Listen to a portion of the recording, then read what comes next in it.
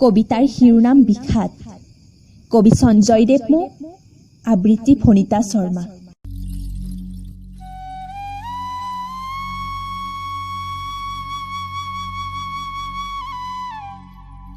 ভাবিছিলো দুখৰ কবিতা নিলিখো, কিন্তু কি কৰিম কোৱা?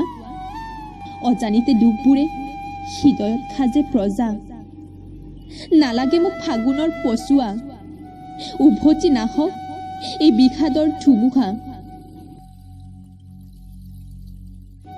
কেতিয়াবা ভগ্ন হৃদয়ৰ অনাৰ্দক বিকট চিঞৰ শুনিছানে তুমি? আলিন্দত সেউজীয়া পক্ষীৰ নীৰৱ বেদনা দেখিছানে? তুমিতো এতিয়া আধুনিকতাই কঙা কৰা অচিন চহৰৰ ব্যস্ত পক্ষী। গতিকে এইবোৰ ভাবিবলৈ তোমাৰ আখৰি বা ক'ত থাকিব? তোমাৰ দুচকুত দেখিছিলো সাগৰৰ দৰে গভীৰ সপোন।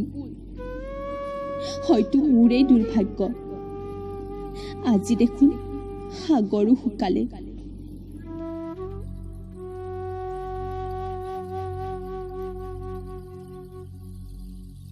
পাহৰো বুলি পাহৰিব পাৰি জানো? কেনেকৈ জানিও বিষণ্ণতাৰে আগুৰি ধৰা মোৰ সমস্ত বেদনা।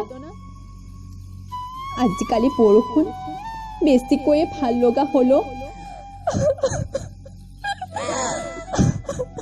সেই বৰষুণৰ টোপালবোৰৰ লগত বিলীন কৰি দিওঁ মোৰ সমস্ত অশ্ৰুৰ প্লাৱন। মোৰ চকুলোৰ মূল্য তোমাৰ ওচৰত নাই। হলেও আকৌ এবাৰ সুধিছো, মই কিমান কান্দিলে বাৰু সুখী হবা তুমি? পাৰিলে জীৱনৰ বিয়লি বেলাত মোক এবাৰ লগ কৰিবা। মই আগ্ৰহেৰে বাট চাই ৰম সেই দিনটোলৈ।